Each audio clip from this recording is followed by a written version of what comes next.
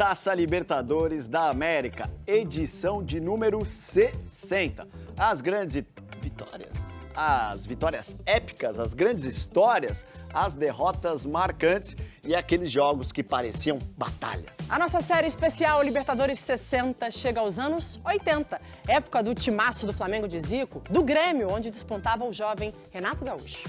E de uma Colômbia que se dividia entre o futebol talentoso e a guerra do narcotráfico. Saiu na boa, grande jogador, o cruzamento, bateu no gol. Na história da Libertadores, paulistas e mineiros largaram na frente com os títulos de Santos e Cruzeiro. Mas gaúchos e cariocas queriam o mesmo. Tem que ser muito homem para se jogar uma Libertadores. Foi a vitória do futebol contra a violência, né? Pisou na perna do Júnior. Vamos dar um chocolate nele. Do Grêmio! Queriam a América. Vamos pro jogo, Com muita raça, brigar, segurar o resultado e comemorar o título. No início dos anos 80, um time estava bem cotado para brilhar no continente por tudo que já tinha conquistado dentro do país. Era o Internacional, tricampeão brasileiro. Título para o Internacional. O time de uma grande estrela, o Inter de Falcão. Um craque marcado pela elegância, classe no trato da bola.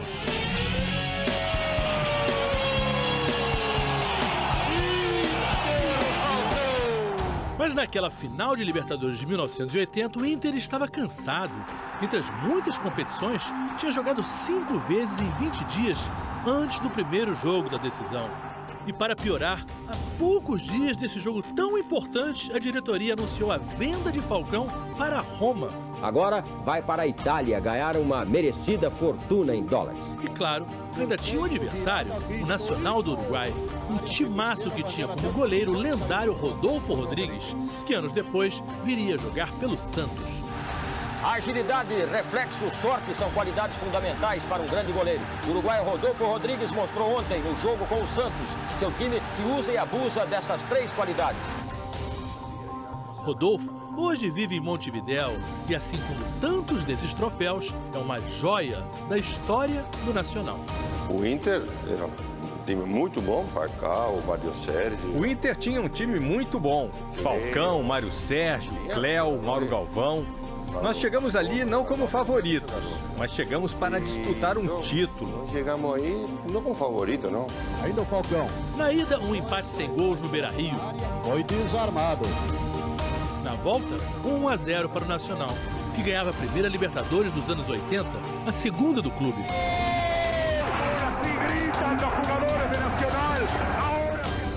Libertadores de 81. Os 2 representantes brasileiros eram verdadeiras seleções. O Flamengo tinha Zico, Júnior, Leandro. O Atlético Mineiro era comandado por Reinaldo, Éder, Cerezo. Um ano antes da final do Brasileiro de 80, o Flamengo foi campeão com um apertadíssimo 3-2 contra o Atlético no Maracanã. Ganhou de Silvestre, boa jogada, pé direito. Golaço sensacional, golaço de Nunes. Na fase de grupos da Libertadores de 81, foram 2 empates. 2-2 em Belo Horizonte, 2-2 no Rio de Janeiro. Foi necessário um jogo extra para decidir quem iria passar à fase seguinte. O Serra Dourada, em Goiânia, foi o palco escolhido de um jogo que ainda hoje provoca discussão.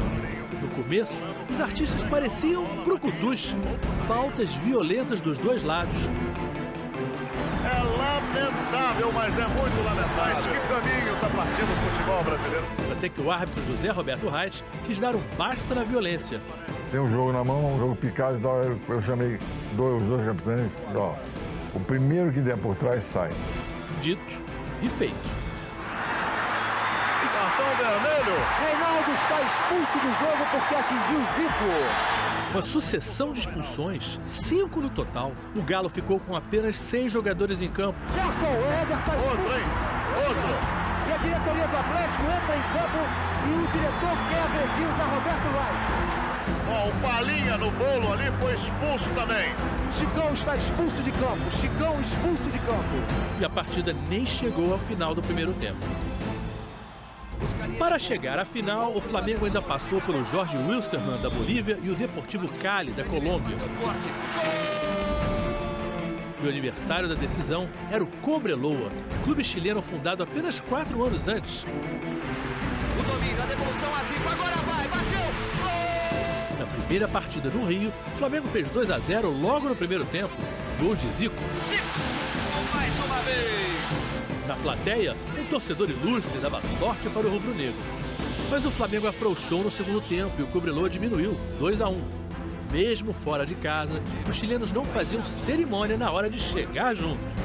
Eu tô aí, perdi um dente, uma cotovelada que eu recebi na cara, e uma pancada na canela, já sem bola, e você não pode bobear. No princípio, o Flamengo chegou para o jogo de volta com muito otimismo, porque a partida não seria em Calama, cidadezinha do Cobreloa, porque lá o estádio era muito pequeno. E se achava que aqui em Santiago, como o Cobreloa não tinha quase nenhuma tradição, que a pressão da torcida ia ser muito menor. Nada disso. O Estádio Nacional estava lotado. Ali não era o Cobreloa, era o Chile que buscava sua primeira Libertadores. O Cobreloa lutava, brigava, agredia pela vitória. Recebeu 2 pancadas seguidas do jogador Zico e capitão da equipe do Flamengo. E conseguiu. No finzinho, numa falta que a bola desviou e entrou. Vem a cobrada. Saiu o tiro.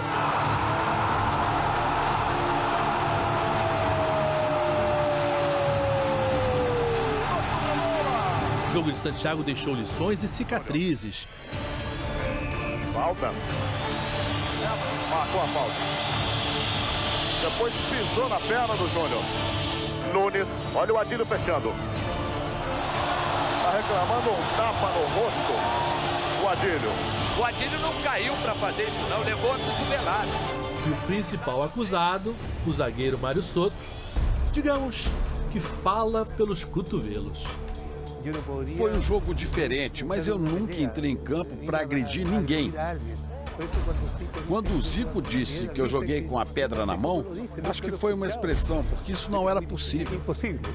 E ele realmente jogava com a pedra na mão e gostava de dar a cotovelada. Tanto é que ele fez isso lá no Chile. E eles tiraram o Adílio e o Lico. Outro dia eu encontrei com o Mário Soto, depois de 33 anos. Eu encontrei com ele. E ele falou, Tita, já passou tantos anos, né, cara? Você vê que, porra, eu bati tanto nos caras. Tu tem contato com os jogadores? Eu falei, tenho, cara. Porra, me faz um favor, quando tu voltar pro Brasil, pede desculpa de todas aquelas coisas que aconteceram entre a gente.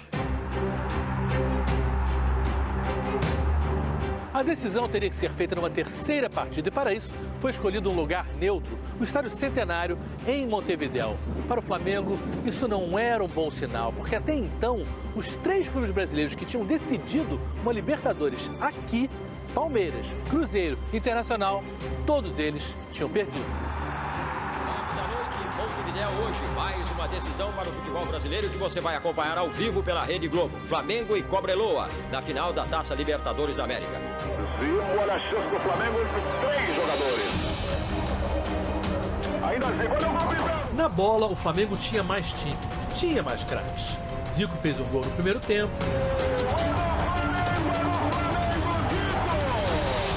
E de falta, especialidade da casa, fez outro no segundo tempo. 2-0.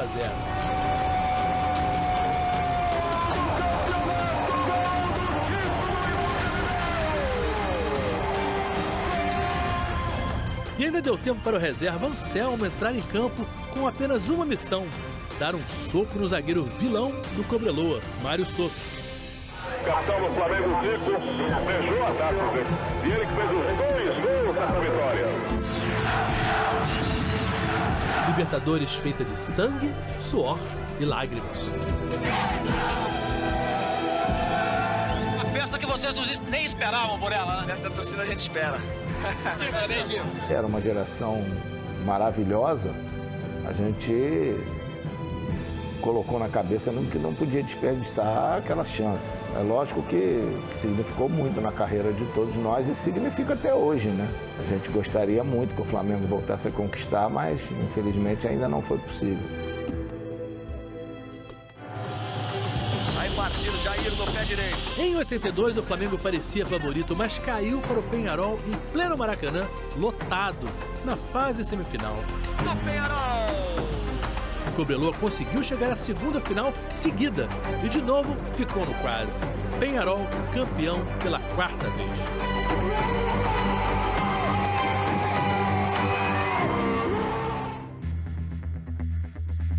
Chega o ano de 83 e dos 4 estados com o futebol mais forte do Brasil, só o Rio Grande do Sul ainda não tinha sentido o gostinho do principal título do continente. O Grêmio estava preparado. Trouxe do Vasco um goleiro acostumado a parar o forte ataque do Flamengo, Mazzaropi. Na zaga, um uruguaio já campeão da Libertadores, De Leon. E também tinha um garotão que estava explodindo no futebol. Renato, driblou, bateu. Valeu pro Grêmio outra vez! O Grêmio ainda trouxe do Flamengo, o clube que derrotou os gaúchos na final do Brasileiro de 82, um jogador muito competitivo, talvez até demais. Tita. Cria da Gávea, Flamengo desde criancinha.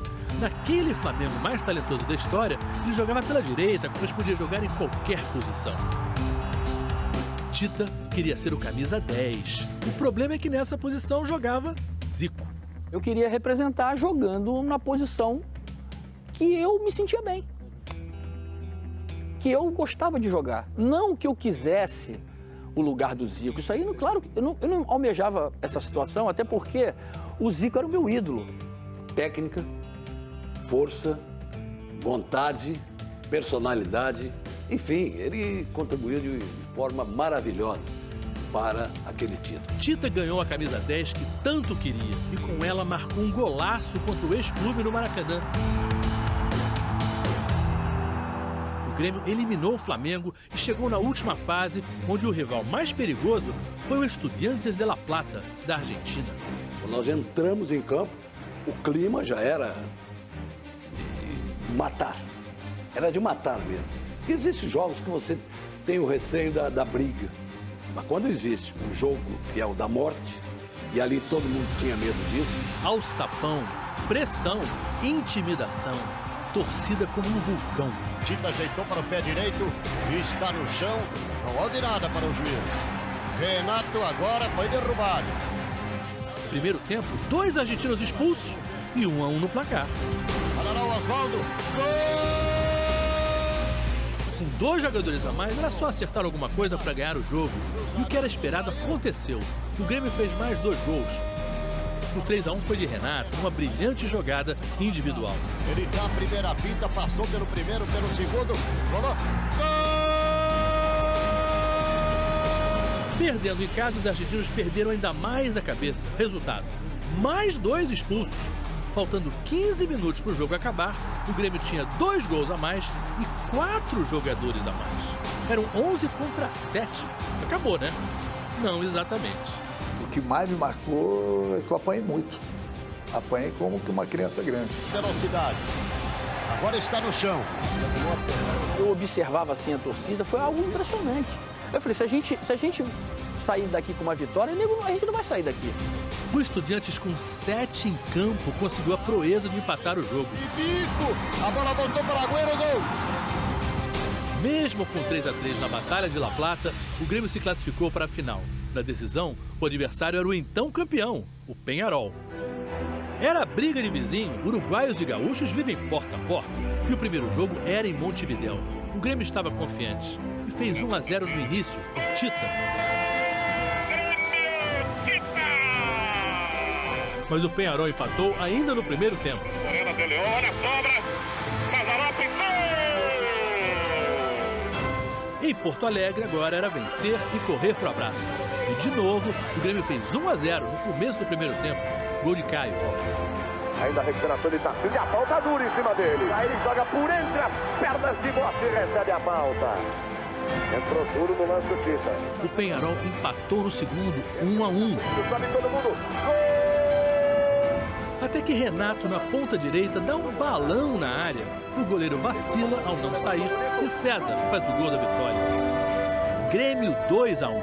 César, número 9, 32 minutos desse segundo tempo. Somente os diferenciados, entendeu? Conseguem tirar o coelho da cartola, como se diz, do nada. Os gaúchos também tinham a sua primeira Libertadores. O Grêmio é campeão da Libertadores da América. O campo é invadido. Os jogadores festejam. Mas daí em diante, nos anos 80, os brasileiros não foram bem. O Grêmio chegou perto no ano seguinte.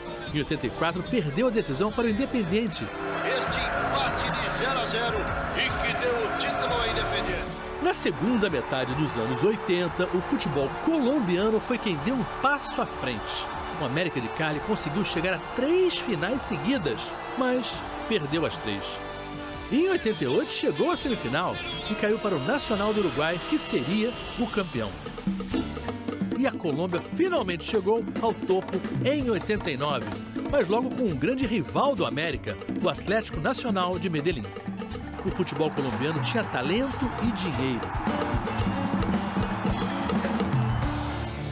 A origem desse dinheiro logo ficou clara. Era o narcotráfico. Os cartéis de Cali e Medellín disputavam territórios na venda de cocaína. E seus líderes passaram a investir também no futebol. O esporte ajudava a lavar esse dinheiro e tornava os chefões do tráfico mais populares. A relação dos jogadores de futebol com os narcotraficantes era forte. Por exemplo, o cartel de Cali era dono do América de Cali, um dos grandes clubes do futebol colombiano. Pablo Escobar era de Medellín. Ou melhor, naquela época, Medellín era de Pablo Escobar. O Atlético Nacional não estava imune aos interesses dele. Em 89, tudo se mistura. A cidade vive o paraíso das vitórias do futebol e o inferno da violência das drogas. 89 foi um ano terrível. A guerra do narcotráfico foi brutal. Você poderia estar cruzando uma rua e um carro-bomba explodia. E nesse mesmo ano tivemos a conquista do Atlético Nacional. O futebol foi a tábua de salvação dos moradores de Medellín, numa época muito difícil. Para enfrentar essa situação tão difícil que se estava vivendo. Seria injusto dizer que só o tráfico de drogas foi o combustível do sucesso dessa fase do futebol colombiano. O talento e o trabalho já existiam, e a paixão pelo futebol era igualzinha a outros países. Tínhamos um grupo de jogadores muito bons. Os times de Medellín, de Cali, de Bogotá, todos eram grandes rivais. Mas os torcedores nos viam como jogadores da Colômbia, do povo colombiano. A final de 89 foi entre o Atlético Nacional e o Olímpia, do Paraguai. Cada um venceu por 2-0 e a decisão foi para os pênaltis. Aí apareceu um goleiro que ficou famoso no mundo todo por uma maneira pouco ortodoxa de jogar.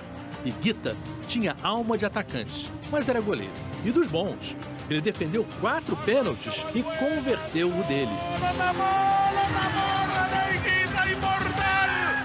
Popular, e Guita convivia com Pablo Escobar e com a realidade do tráfico. Até porque naquela época não existia muita opção. Nessa época de violência... Nessa época de muita violência, nós, os jogadores de futebol, éramos vistos como bonzinhos, uma opção de vida melhor. E quando tínhamos sucesso na Libertadores ou pela seleção, trazíamos um pouco de paz e suavidade para o país. Assim como que hagamos-nos suaves. Nas 3 primeiras décadas de Libertadores, o Brasil ficou com 5 taças. Paulistas, mineiros, cariocas e gaúchos sentiram o gostinho do título. Nos anos 90, todos tomaram gosto pela competição. Mais 6 títulos foram conquistados, nos anos mais dourados do Brasil na América.